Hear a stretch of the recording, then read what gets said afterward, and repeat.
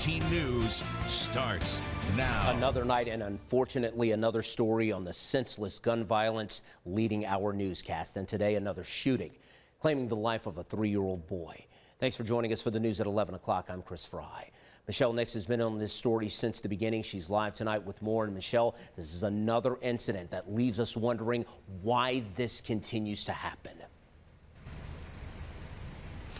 Why is the big question again tonight, Chris? What we do know is a 3-year-old little boy was in a car with his mother and 11-month-old brother when shots rang out just after 2 o'clock this afternoon in the Stockyards neighborhood. And despite life-saving efforts by a neighbor and police, the little boy died.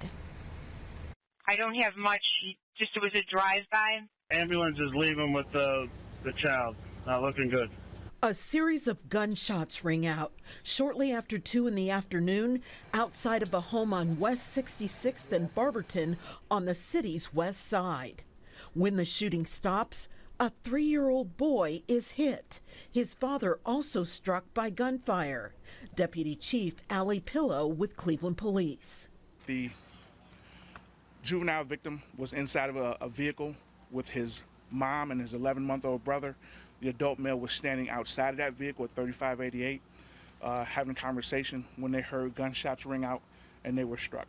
A neighbor with bloodstains on her pants and tears in her eyes grabbed the baby from the mother and attempted life-saving measures.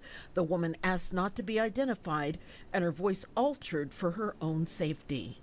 As I was walking back to my door, she started yelling her baby been shot. I told her, give me the baby, and I started giving him CPR. But it was too late. The baby died. The street was blocked to traffic as an active crime scene for hours as detectives and crime scene investigators gathered evidence. At least 13 evidence markers were visible, possibly an indication of the number of shots fired, along with other clues. Our partners with ATF are here assisting us. We have persons of interest detained, and we are looking to identify some additional persons of interest.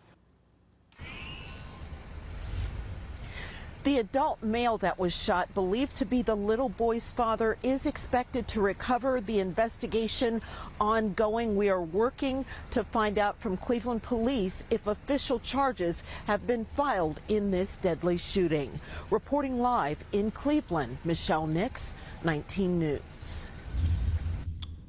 Here's a question.